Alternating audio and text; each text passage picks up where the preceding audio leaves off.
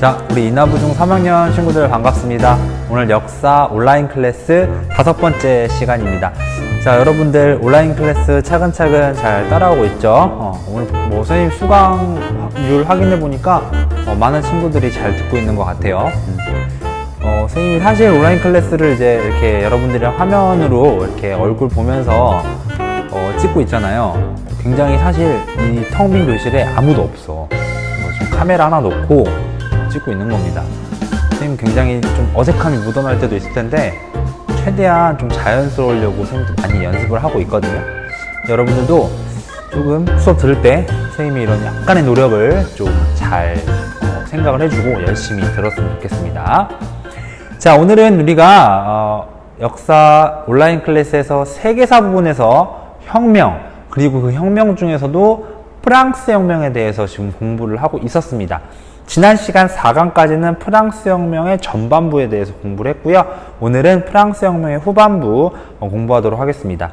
내용이 좀 길고 내용이 좀 많아요. 그래서 여러분들이 아마도 좀 공부할 때 조금 복잡할 수도 있는데 선생님이 조금 구조화시키고 도식화시켜서 설명을 할 테니까 잘 따라오면 되겠습니다.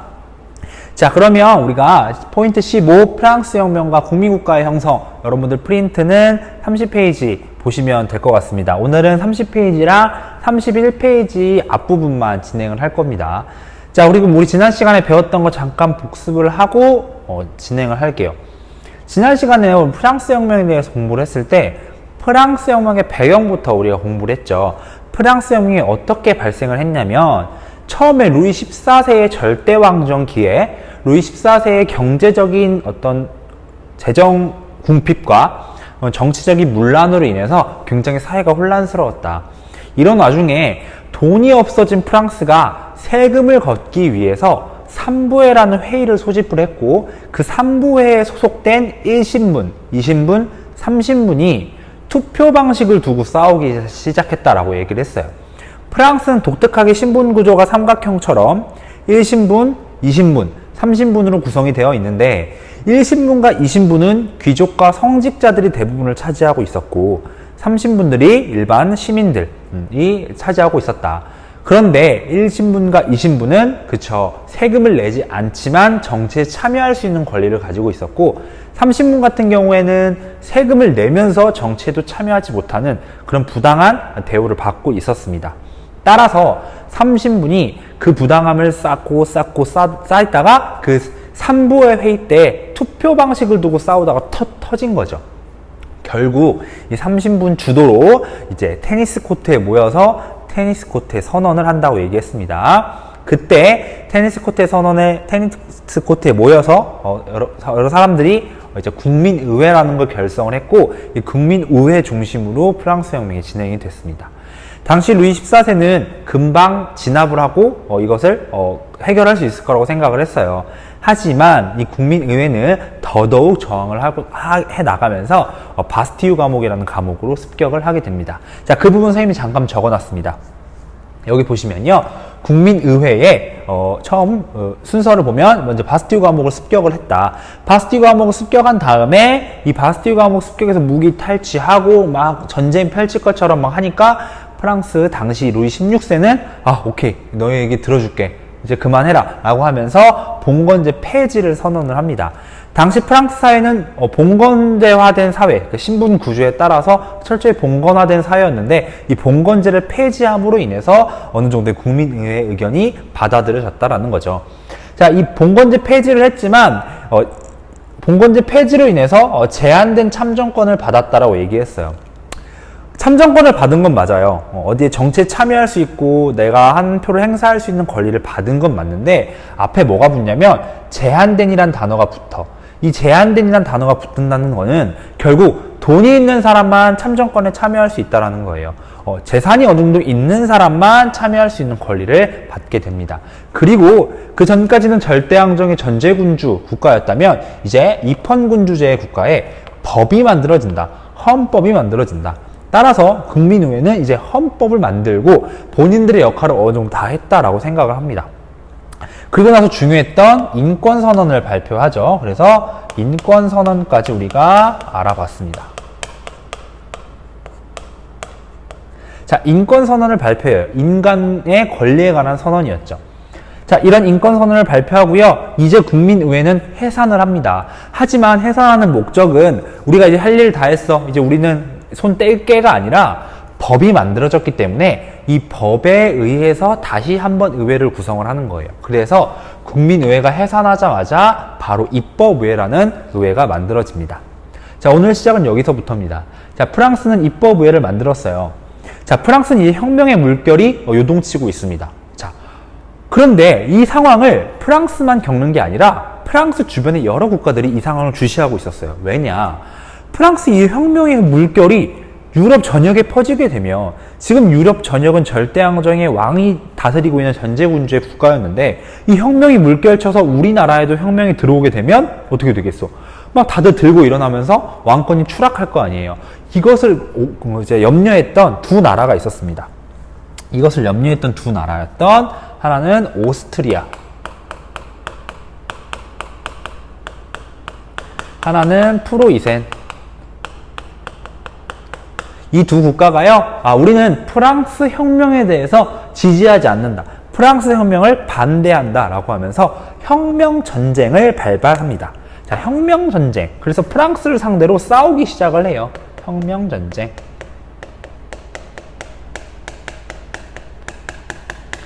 왜 오스트리아냐? 당시 황제였던, 프랑스의 황제였던 루이 16세의 와이프가 마리 앙뚜아네트라는 여자였습니다. 마리 앙뚜아네트는 자신의 친정이 오스트리아였어요.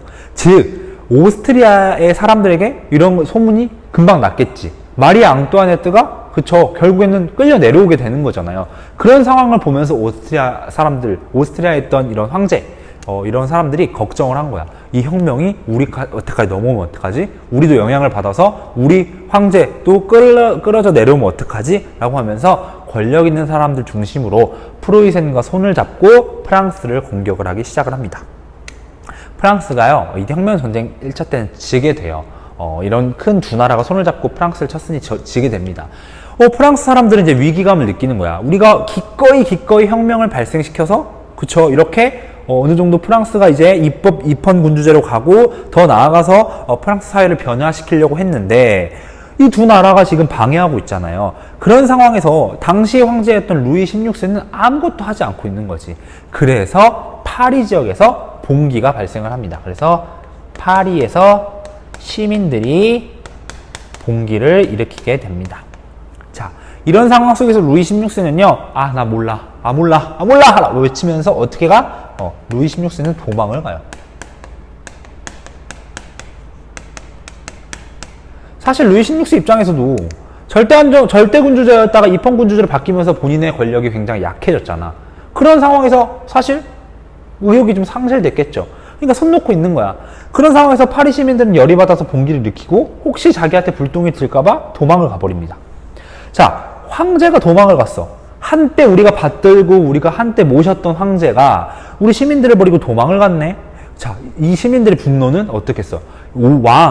그나마 입헌 군주제로 왕의 자리는 유지시켜줬더니 도망을 가? 이건 있으나 마나한 존재네? 라고 하면서 이제 왕의 존재를 부정하기 시작을 하고요. 이 왕의 존재를 부정하면서 이제 왕에 의한 통치 필요 없어. 우리 의회 중심으로 우리가 알아서 대표를 뽑고 그 대표에 의해서 통치하는 공화정으로 가야 되겠다라고 하면서 드디어 입법의회에서 국민공회로 바뀌게 됩니다. 새로 국민공회를 들어서게 됩니다. 자, 여기서 잠깐 선생님이 어떤 얘기를 좀 하자면 입법의회가 구성이 됐을 때 약간의 다툼이 있었어요. 자기네들끼리. 어떤 다툼이 있었냐면 하나는 온건파라는 사람들이 있었고 하나는 급진파라는 사람이 있었어요. 급진파 세력이 있었고 온건파 세력이 있었어. 사실 국민의회에서 입법의회로 처음 넘어왔을 때 그냥 바로 공화정으로 가자라고 주장했던 사람들이 급진파예요. 야, 뭐하러 입헌군주제로 가? 그냥 바로 공화정으로 다이렉트로 가라고 이렇게 주장했던 사람이 급진파인데 이거 너무 급한 거야. 중간에 한 다리를 거쳐야 되지 않겠니? 라고 하면서 온건파의 손을 들어주면서 온건파가 입법의회에 장악을 하게 됐는데요. 결국 이런 사태가 발생을 하면서 급진파가 본인의 말이 맞지 않냐라고 하면서 급진파 세력이 성장을 하게 됩니다. 그래서 이 급진파 주도로 국민공회가 결성이 됩니다. 자, 이 국민공회에서 결성이 된 이 공화정의 형태에서는 로베스피에르라는 인물이 주목을 하셔야 됩니다. 이 로베스피에르라는 인물이 바로 집권을 하게 되고요. 국민공회를 이끌어갈 대표 인물이라고 보시면 되겠습니다. 자, 이 로베스피에르라는 사람이 어떤 정치를 펼치냐면, 선생님이 지금 앞서서 자, 여기 봉건제 폐지라고 적어놨죠. 국민의회 때. 근데 잘 생각을 해봐. 봉건제가 폐지가 됐는데 어떤 신분 구조에 의해서 차별이 있고 거기에 의해서 막 굴러가는 이런 사회가 폐지됐다라고 얘기를 했는데 실질적으로는 어떻게 됐어? 제한됐지. 참정권이 제한됐다고. 그러니까 이거는 약간 좀 어느 정도의 약점이 있는, 그러니까 제대로 되지 않는 그런 정책이었던 거지. 그 정책을 로베스피에르가 다시 제대로 시행을 합니다. 그래서 이때 정말 제대로 봉건제를 폐지를 하는데, 이 봉건제 폐지 속에서 어떻게 바뀌냐면 참정권이 제한되는 게 아니라 어떻게 되는 거예요? 이제는 누구나 다 참가할 수 있는, 어떤 재산에 의해서 제약이 되는 게 아닌 보통선거로 갑니다. 누구나 다 투표권을 갖고 선거할 수 있습니다. 라는 보통선거로 가게 되고, 입헌군주제는 아까도 말했지만 이제 어떻게 바뀌는 거야? 공화정으로 바뀌는 거야. 자, 이 변화를 좀 잘 기억을 하셔야 됩니다. 요렇게 바뀌는 거. 그래서 로베스피에르가 집권을 합니다. 근데 로베스피에르가 딱 보니까 너무 혼란스러워. 이 프랑스 사회를 좀 정리할 필요가 있을 것 같아. 라고 하면서 이 로베스피에르가 공포정치라는 정치를 실시를 해요. 그래서 로베스피에르가 내가 강력하게 프랑스 사회를 좀 정리를 하겠다. 우리가 지금 혁명을 겪어오면서 너무 혼란스럽지 않았느냐? 내가 제대로 한번 딱 정리를 해볼게. 라고 하면서 공포정치를 실시하는데, 이 공포정치의 내용을 보면 뭘 실시하냐면 처음에 국민 총동원,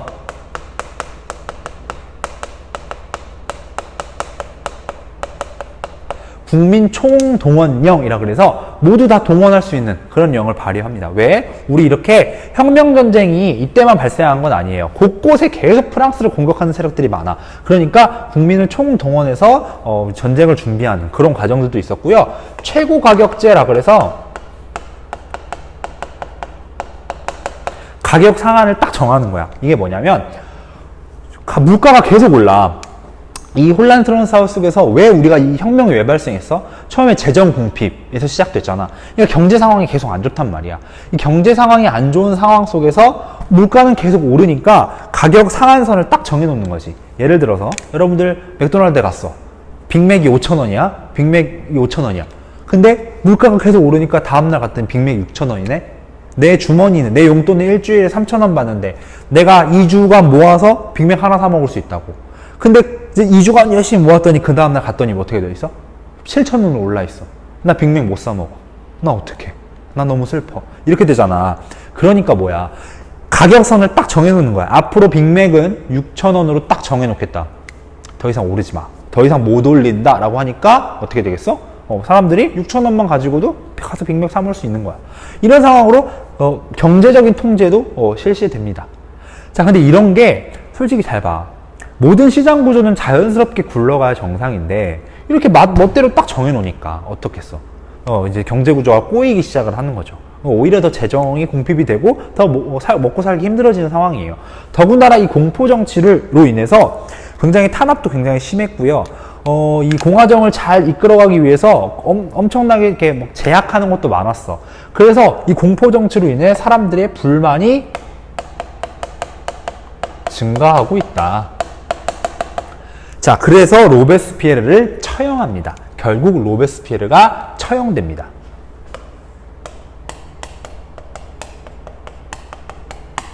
로베스피에르가 처형이 됩니다.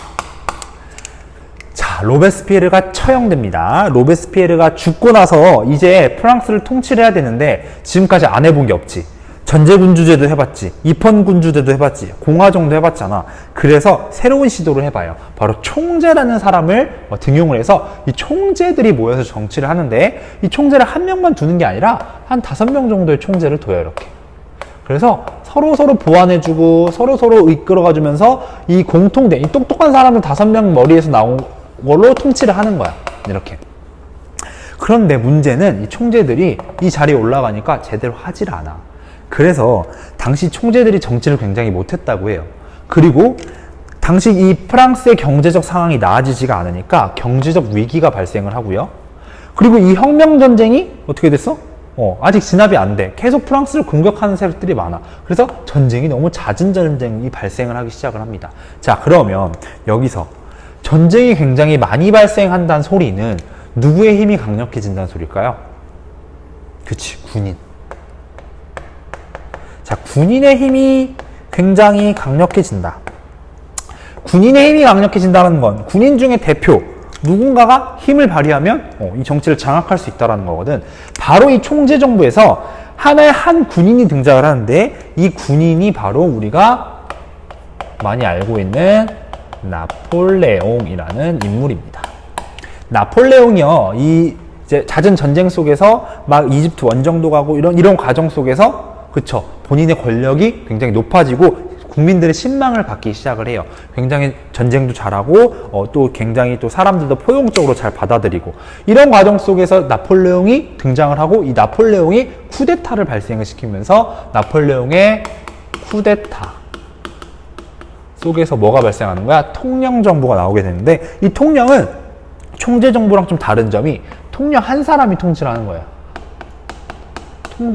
통령 한 명이 통치를 하는 거야. 그런 과정 속에서 나폴레옹이 본인이 제 통령 자리에 올라가면서 통치를 하게 됩니다. 자, 나폴레옹이 통령 자리에 딱 올라가서 통치를 하는데 이제 이걸 안정화시켜야 될 거 아니야. 그래서 이 안정화시키는 정책들이 몇 개가 있는데요. 첫 번째는요. 하나는 자, 교육 측면. 자, 학교를 건립합니다. 그래서 초등교육 이런 거 이제 기본 교육을 의무 교육을 받게 하는 거야. 그래서 사람들이 이제 혁명 속에서 쭉 성장했잖아. 사람들의 의식이 성장했다고. 이런 사람들의 욕구를 충족시켜 주는 거는 그냥 됐다 이런 공포정치처럼 이거 해라 저거 해라 이거보다는 교육을 통해서 통치를 하는 그런 모습들이 나오게 됩니다. 또 하나는 국민은행을 만들어요.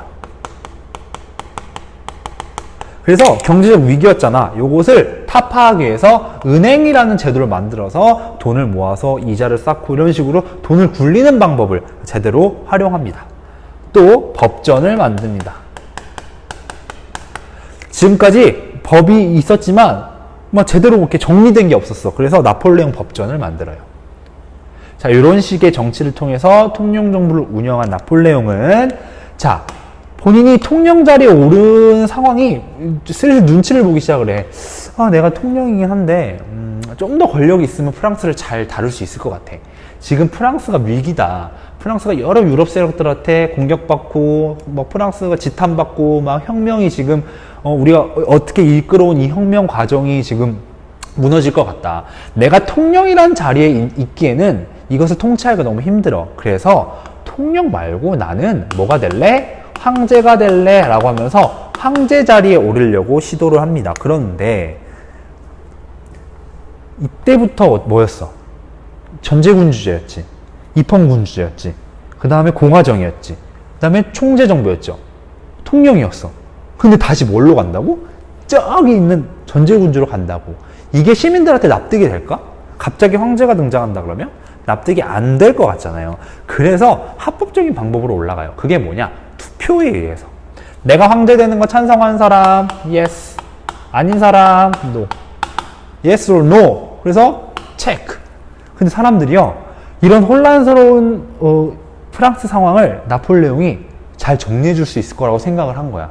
그리고 예전에 우리 프랑스가 잘 나갔을 때 생각해보면 이제 우리 의식은 성장했기 때문에 황제가 다스려도 되겠다라는 생각을 하고 바로 재정으로 전환을 하게 됩니다. 그래서 뭐를 통해서 황제를 지게 하냐면 국민투표를 의해 투표를 받아서 황제 자리에 올라가요. 그런데 이전과의 다른 점이 뭐냐면 이전 어떤 전제군주제와 다른 점은 무슨 정신을 계승했다라는 거? 그렇죠. 바로 프랑스 혁명의 정신을 계승해서 이 계승에서 황제에 올라왔다. 요게 굉장히 중요합니다. 그래서 나폴레옹이 황제 자리까지 오르는 요 과정까지 우리가 한번 살펴보았습니다. 자, 그럼 이제 나폴레옹은요, 국내적으로는, 즉 프랑스 내부적으로는 어느 정도 진압을 했어, 이제. 그럼 이제 무슨 공격이 계속 들어온다 그랬어? 그렇지. 이 프랑스 혁명에 꼴보기 싫은 유럽 여러 나라들이 저 프랑스 저것들 이러면서 공격을 하는 거예요. 그래서 이제는 우리가 다음에 살펴볼 건 프랑스를 외적으로 공격했던 여러 세력들, 외부적인 전쟁은 어떤 것들이 있었는지 그것을 한번 살펴보도록 하겠습니다. 자, 그러면 이어서 우리가 이제 프랑스 혁명 이후 이제 나폴레옹이 황제의 자리에 오른 이후에 과연 나폴레옹은 유럽 전역에 어떤 영향을 미쳤는지, 과연 그 유럽의 여러 나라들과 어떤 관계를 맺고 있었는지 그 부분에 대해서 한번 살펴보도록 하겠습니다. 자, 나폴레옹이요, 이제 국내를 어느 정도, 그러니까 프랑스 내부를 어느 정도 본인이 진압하고 프랑스 내부에는 본인의 영향력이 어느 정도 펼쳐졌다라고 생각을 하고 있었어요. 따라서 이제 나폴레옹은 국외적으로 이 유럽 전역을 정복하고 싶다라는 욕심이 이제 슬슬 생기기 시작을 했어. 왜냐면 나폴레옹 자체가 지금 뭐야? 아까 총재정부 때 잦은 전쟁, 여러 전쟁 속에서 성장한 사람이잖아. 그러니까 유럽 전역으로 전쟁을 많이 나갔던 사람이야. 그러니까 따라서 그 여러 나라의 그 습성도 많이 알 테고, 우리가 한 이 나라랑 한번 싸워보면은 해볼만 할 것 같은데 뭐 이런 생각도 해봤을 거 아니야. 이런 판단하에 나폴레옹이 정복 욕심이 생기기 시작을 합니다. 여러분 프린트를 보시면요, 31페이지입니다. 나폴레옹의 유럽 정복 부분이에요. 보면 먼저 이제 나폴레옹이요, 첫 번째 붙는 나라가 있습니다. 바로 영국입니다. 영국. 그래서 여기는 영국이 들어가는데, 당시 영국은 강대국이었어. 영국이 왜 강대국이었냐? 프랑스보다 먼저 앞서서 혁명을 거쳤고요. 산업혁명 속에서 성장하고 있었고요. 그래서 정치적으로는 안정이 되어 있었기 때문에 이런 군사나 경제적으로 굉장히 성장한 국가였어. 또한 영국은 섬나라였기 때문에 해전, 즉 해군력이 엄청난 국가였습니다. 나폴레옹은 일단 영국부터 잡아야 되겠다. 왜냐? 여기 보면 잠깐 여기 유럽 지도 딱 볼게요. 지도 봐봐. 지금 영국이 프랑스를 치면 둘이 이렇게 대결을 하면, 만약에 프랑스가 유럽 안쪽으로 이렇게 막 진출해 나가고 있을 때 뒤통수를 누가 칠 수 있겠어? 영국이 칠 수 있단 말이야. 따라서 내 뒤를 편안하게 만든 상황에서 유럽 정복해야 되겠다라는 생각을 나폴레옹이 했겠죠. 그래서 따라서 영국부터 먼저 정리를 해야 되겠다라는 생각을 해서 영국이랑 한판 붙습니다. 근데 영국은 해군 강국이었어요. 해전에는 굉장히 강해. 근데 하필 처음 붙었던 게 해전이었어요. 그래서 우리가 이제 뭐 트라팔가 해전이라고 하는데, 여기서 프랑스가 어떻게 돼? 집니다. 누가? 영국이 이겨요. 자, 그럼 프랑스가 일단 패배했잖아. 그런데 꿈쩍하지 않아요. 오케이. 일단 영국은 나중에, 일단 우리 처음 우리 혁명 전쟁 때 우리 건드렸던 국가들 있지, 그 국가부터 쳐야 되겠다 라고 하면서 오스트리아와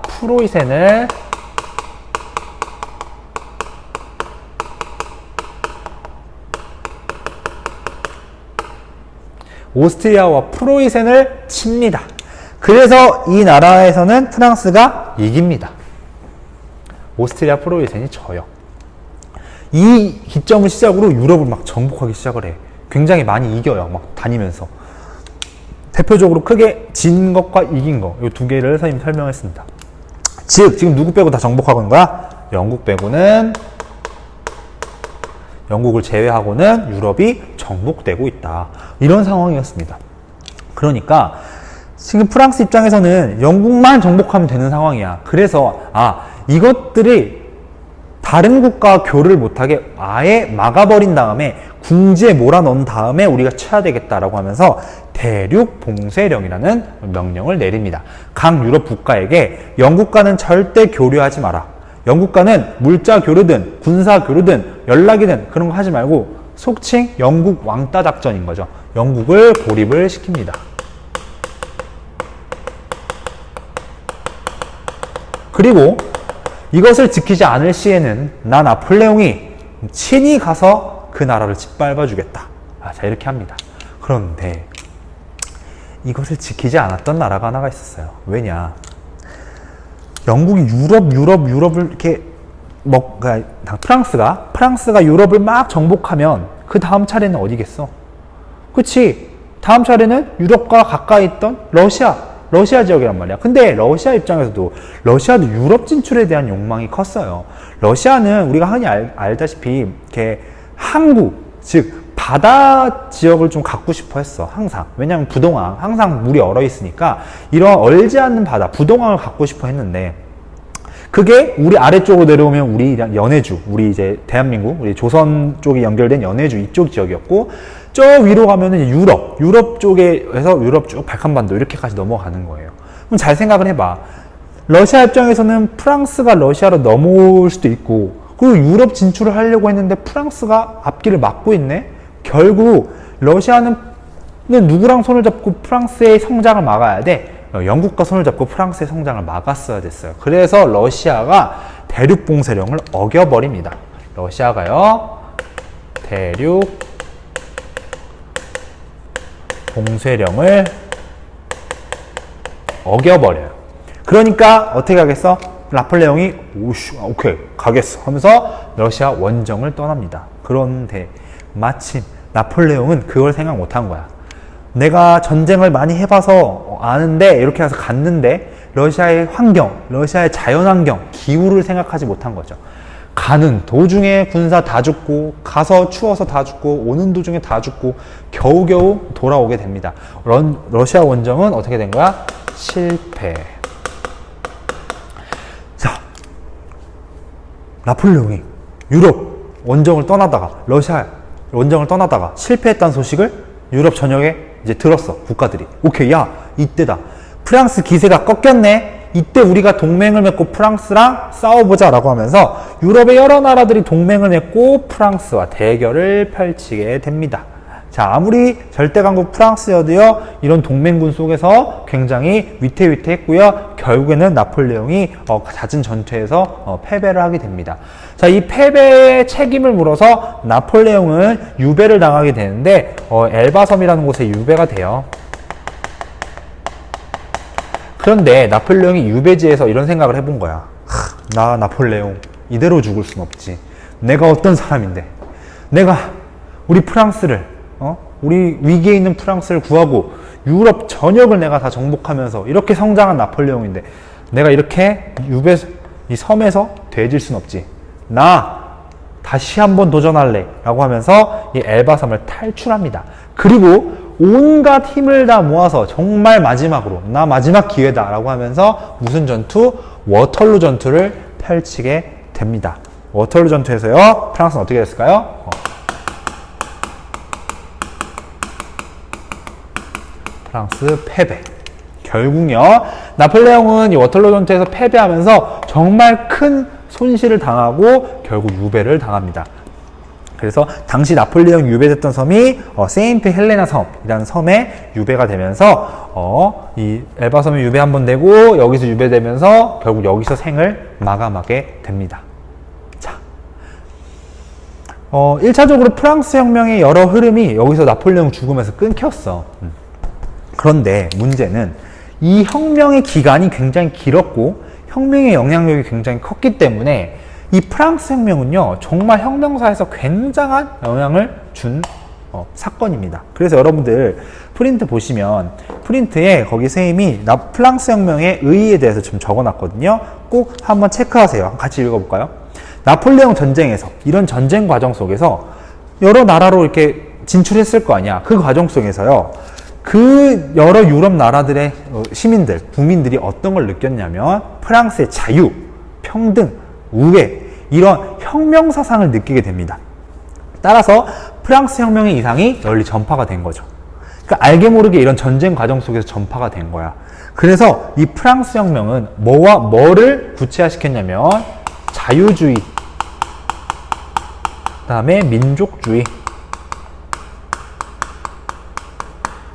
를 전파시킵니다. 자, 이게 왜냐면, 자, 혁명으로 인해서 시민들, 즉 우리 프랑스로 따지면 제3신분들, 또 다른 여러 유럽의 나라에서도 하층 시민들이 있을 거 아니야. 그 시민들이요, 자유라는 것에 대해서 인식하기 시작을 해요. 우리도 우리의 권리를 찾아서 저런 절대왕정이라든지 이런 귀족들의 지배하에 있는 게 아니라 우리가 자유를 얻어서 스스로 우리나라를 권리를 찾아보자 라는 생각에 자유주의라는 것이 생기게 되고요.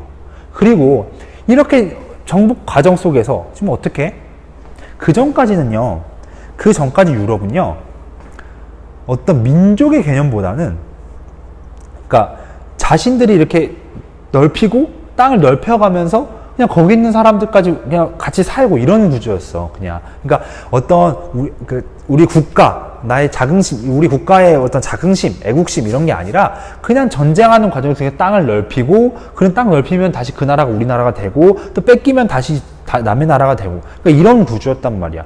그러니까 아까도 우리가 루이 16세가 와이프가 마리 앙뚜아네트인데 어느 나라 사람이었어? 오스트리아 사람이야, 오스트리아 사람. 그러니까 그냥 서로 이렇게 왔다 갔다 하면서 네 땅도 됐다, 내 땅도 됐다 이런 구조였는데, 지금 어떤 구조로 바뀌게 되냐면 자기 나라를 위해서 열심히 싸우는 그런 모습들이 보이죠.